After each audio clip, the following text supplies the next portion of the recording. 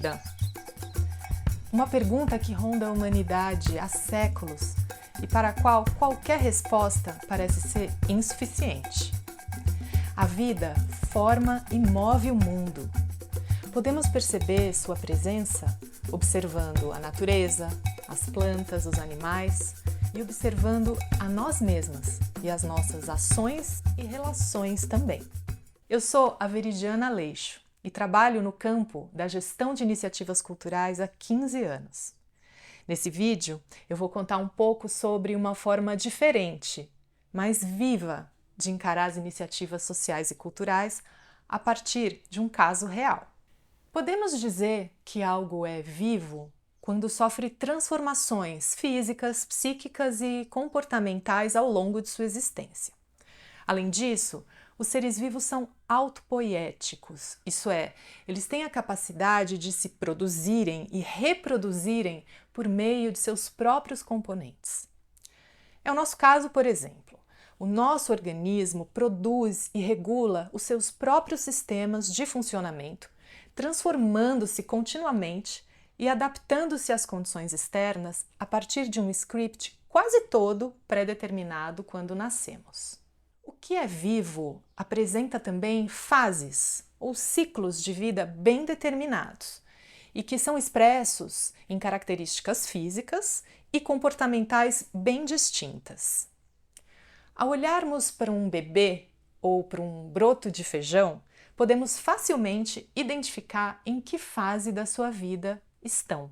Nas últimas décadas, cada vez mais pessoas vêm pesquisando e observando as relações humanas e as iniciativas no campo social e cultural com objetivos diversos, desde aumento de produtividade, qualificação da gestão, até aumento de impacto social e efetividade.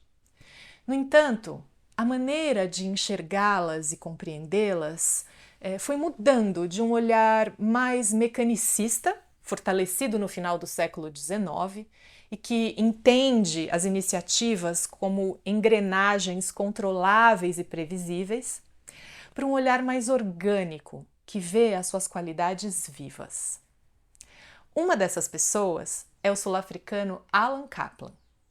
O Alan atua há mais de 40 anos na área social e foi um dos pioneiros a escrever sobre as fases de desenvolvimento de uma iniciativa social, tecendo um paralelo com o organismo vivo. Em seu livro The Development Practitioner's Handbook, ou o Manual para Profissionais de Desenvolvimento, ele diz que as iniciativas, assim como as pessoas, passam por fases distintas de desenvolvimento ao longo de seu processo de vida.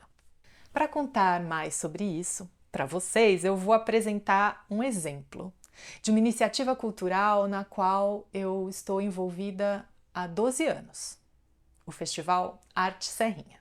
Eu já produzi e coordenei diversos projetos como exposições, festivais de diversas linguagens, projetos de arte colaborativa, arte na rua, entre outros.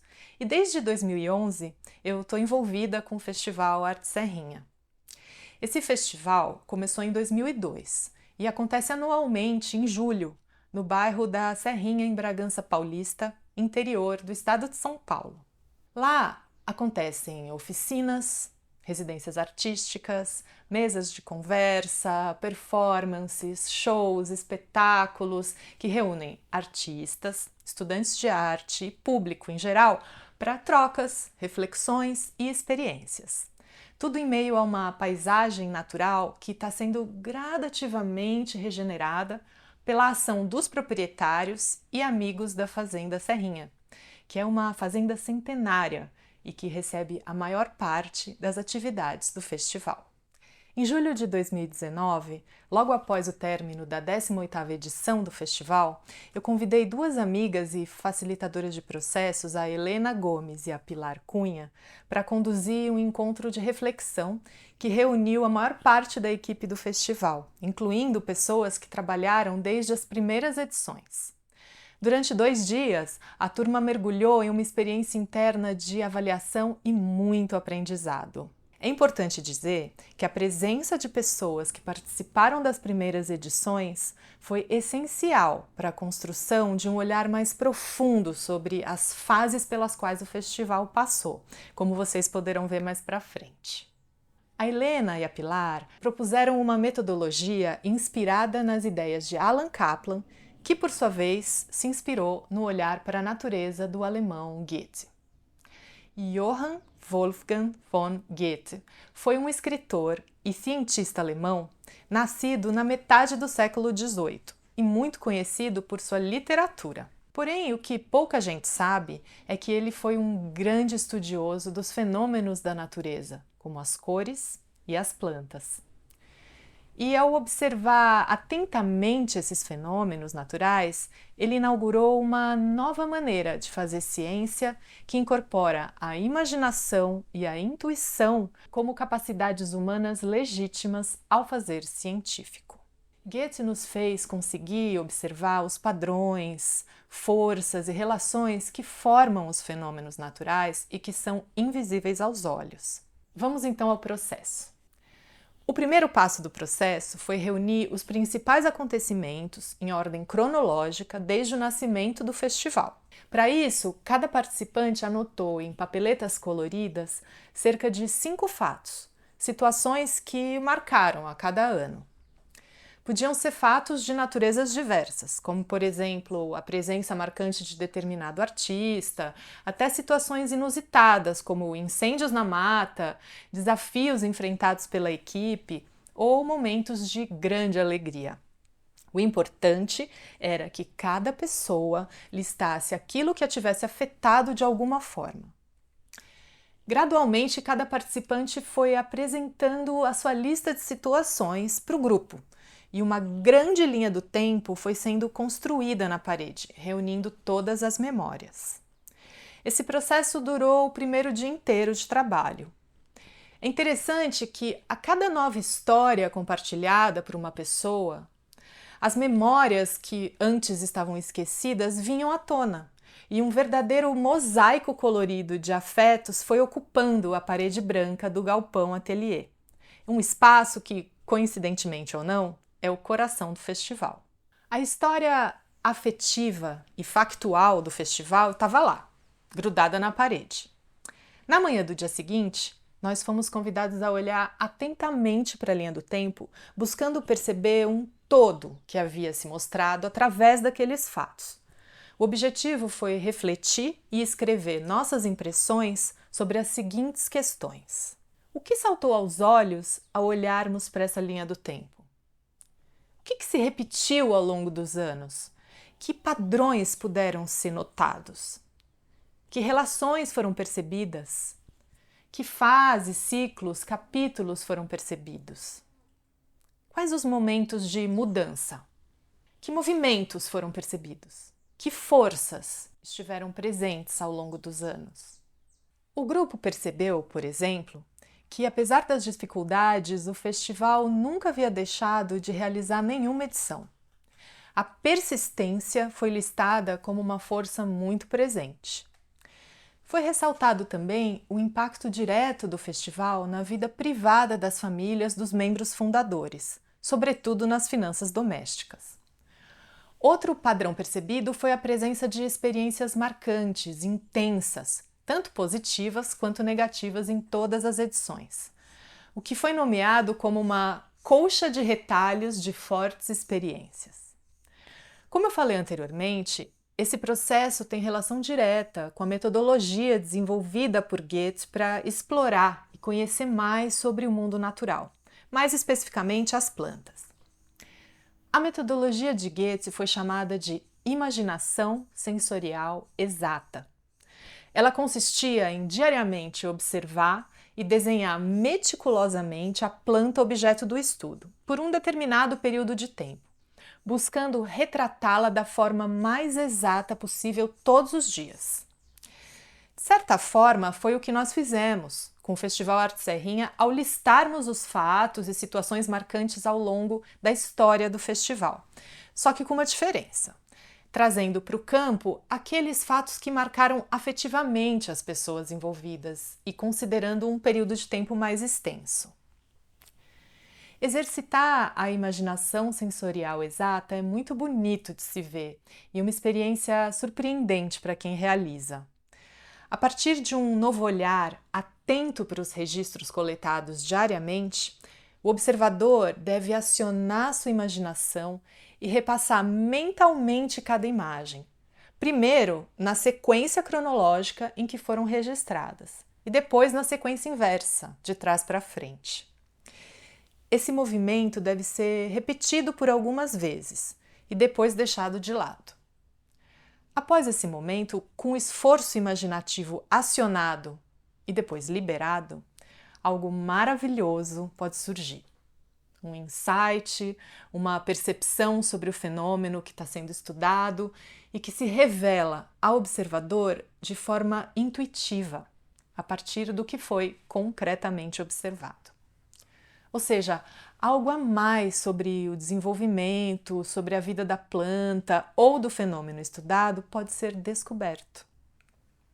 Levando esse exercício para o nosso caso de avaliação do festival, nós observamos atentamente a sequência cronológica dos momentos do festival listados pelo grupo, mergulhando nesses acontecimentos.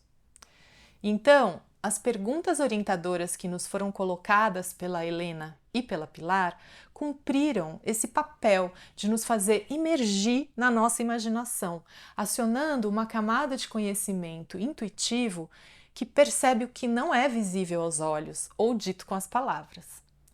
Padrões de comportamento, forças subjacentes que impactaram em decisões e ações, qualidades das relações entre as pessoas, estilos de trabalho, etc., são elementos profundamente estruturantes que definem a natureza e o destino das nossas empreitadas humanas, mas que não são facilmente perceptíveis e muito menos mensuráveis. Nós tivemos que exercitar uma habilidade de perceber o movimento, as tendências, a própria vida do festival. Vamos dar uma olhada para o que surgiu. Esses são os momentos coletados sobre os primeiros 10 anos do festival, de 2002 a 2011. Nós podemos chamar essa fase de a Grande Explosão, ou Gênese. Foi uma fase literalmente heróica, onde muito foi realizado com pouquíssimos recursos e estrutura precária, tanto em relação a espaços e materiais quanto à quantidade de equipe. A turma envolvida nesse início era motivada pelo fogo da criatividade, o ímpeto da realização da juventude. Essa fase rendeu momentos mágicos, cinematográficos. Vejam como, após uma estreia modesta em 2002, a segunda edição do festival, em 2003, foi carregada de atividades. Nomes de peso como Elba Ramalho, Tom Zé, Jorge Mausner, Irmãos Campana, Zé Celso Martinez Correia, todos juntos em uma mesma edição. Nas palavras do Fábio Del Duque e do Carlão de Oliveira, dois dos criadores do festival, a gente não fazia contas. Nesse período, as coisas aconteciam quase que por mágica, mas muitas coisas davam errado também. Só que a empolgação era tanta que as falhas e desavenças acabavam por ser relevadas, pois a festa era maior. Como na natureza, quanto mais intensa a luz, mais intensa a sua sombra. E a sombra produzida pelo excesso de encantamento era não falar de coisas difíceis. Não havia uma divisão de funções consolidada. Todo mundo praticamente fazia de tudo.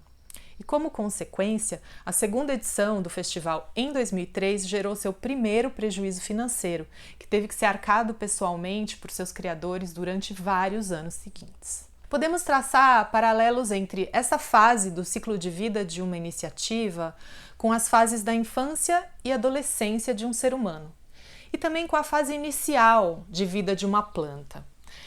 A força que opera com mais intensidade nessa etapa dos seres vivos é a força inicial de germinação, ascendente, impetuosa, que precisa romper a casca da semente e atravessar a camada escura de solo em busca da luz. a força que faz o bebê engatinhar, depois sentar-se, então, superando tombo atrás de tombo, caminhar. Numa iniciativa social e cultural, é aquele fogo interno que vive dentro das pessoas, que coloca a iniciativa para rodar, o sonho, o tesão, uma energia de realização que supera os obstáculos mais difíceis. Essa força que agrega as pessoas quase de forma impensada e que faz com que a gente olhe para trás e pense: não faço a menor ideia de como conseguimos fazer tudo isso naquela época. Algo importante a se atentar quando observamos esta fase das iniciativas é que, em geral, os elementos presentes nesse início, sejam eles relações, jeitos de fazer, eventuais conflitos, provavelmente continuarão sendo um tema recorrente ao longo de toda a vida da iniciativa. Por exemplo, no caso do festival, a prática de realizar as ações muito movidos pela paixão, sem se ater estritamente aos recursos financeiros disponíveis, naquela loucura inicial e priorizando a arte, o sonho, foi um padrão que persistiu durante muitos anos, só começando a ser questionado e transformado a partir da segunda década do projeto. São jeitos de fazer que ficam fortemente arraigados na cultura da iniciativa e, por isso, é importante ter consciência do seu impacto. Entre 2011 e 2015, a euforia seguiu, só que o preço, por uma certa inconsequência, foi se tornando mais alto. O festival foi crescendo, ganhando cada vez mais destaque na mídia e no meio artístico, atraindo cada vez mais olhares. E, naturalmente, foi surgindo a necessidade de maior organização, de estruturação interna. O festival passou a ser viabilizado com o apoio de leis de incentivo à cultura e patrocínio de empresas de maior porte, o que também gerou a demanda por um controle gerencial e financeiro mais consistente e a elaboração de relatórios de prestação de contas, tanto para o governo quanto para os patrocinadores. Parece que o adolescente precisava criar músculos e coragem para começar a se tornar adulto. Nós notamos, em 2015, ele foi um ano divisor de águas em vários sentidos. Nesse ano, a programação do festival contou com a primeira residência musical de grande porte. Nela, o ateliê que operava como um galpão sem paredes, lá nas primeiras edições, teve que ter a sua estrutura reforçada e adaptada para se tornar um estúdio de produção e gravação musical. Nesse ano também chegou uma nova empresa patrocinadora que permitiu a viabilização de um festival mais robusto, com a presença de artistas internacionais. A partir daí, a maturidade foi se apresentando de forma mais natural, intuitiva até. Os temas dos festivais de 2017 e 2018 apresentaram uma diferença em relação aos temas anteriores. Pela primeira vez, eles trouxeram perguntas e não afirmações. Assim, o festival passou a expressar uma atitude mais política e questionadora, dialogando com os assuntos do cenário sociopolítico do país e do mundo. A estruturação da maturidade ficou mais visível até para a própria equipe, que percebeu no fundador uma maior escuta para as questões que a turma passou a fazer. As reuniões de avaliação ao final de cada edição também começaram a virar uma prática a partir de 2016. Na verdade, a própria equipe foi ficando mais velha, chegaram os filhos e necessidades de estruturação da vida pessoal. Nas palavras deles, cabia menos loucura na vida de cada um. O Alan Kaplan compara as iniciativas nessa fase a um jovem que precisa se diferenciar de sua família de origem e reconhecer a sua identidade própria. Ao mesmo tempo, precisa buscar formas de se sustentar sozinho no mundo, obter a sua própria renda. Precisa começar a entender com mais clareza o que pode e o que não pode fazer, quais são os seus limites. Uma planta cujo broto já conseguiu se firmar na terra começa a produzir partes com diferentes funções. Além das folhas, surgem as flores e os frutos. Suas partes estão diferenciadas, cumprindo funções diversas e especializadas. Em uma iniciativa, chega um momento em que não dá mais para todo mundo fazer tudo. Funções e processos precisam ser estabelecidos e comunicados. Controles e formas de gerenciamento implantados. Informações para relatórios de prestação de contas precisam ser reunidas e sistematizadas. O crescimento exige isso. Só que, somado a tudo isso, segue um desafio. Como se estruturar sem perder aquela visceralidade e o fogo criativo? Sem se tornar um ser enrijecido e estagnado. Certamente não é voltando àquelas práticas impetuosas do início. É esse o grande desafio da maturidade de uma iniciativa e, podemos dizer, de uma pessoa também. Havia chegado o momento de olhar para o vir a ser do festival. Para onde os caminhos estariam apontando? O que estava sendo pedido do grupo envolvido para as próximas edições? O processo com o grupo do Festival Arte Serrinha aconteceu em meados de 2019. Absolutamente ninguém poderia imaginar o que aconteceria com o planeta em 2020. A única coisa que o grupo sabia sobre o festival de 2020 era que o tema seria ciência e arte. Um tema que havia surgido até um tanto quanto intuitivamente. E 2020 foi um ano em que as discussões sobre o papel da ciência na vida das pessoas e do planeta tomaram uma dimensão inimaginável. A Helena e a Pilar propuseram então o seguinte exercício. Pediram para que o grupo refletisse sobre as seguintes questões. Do que não abrimos mão? O que não faz mais sentido? E a partir daí, que questões ficam? Depois que os participantes fizeram uma viagem no tempo e nas suas memórias afetivas, eles reviveram internamente as alegrias e tristezas dos anos passados, reconectaram também as suas histórias de vida à história do festival. Havia chegado a hora de tocar o vir a ser dessa iniciativa. Mas como fazer isso sem uma bola de cristal nas mãos? Como eu falei anteriormente aqui, na técnica da imaginação sensorial exata, tem aquele momento em que observamos a sequência dos desenhos da planta com os olhos da nossa imaginação. Vamos passando frame a frame tudo o que vimos, em sua ordem natural de acontecimento e também de trás para frente.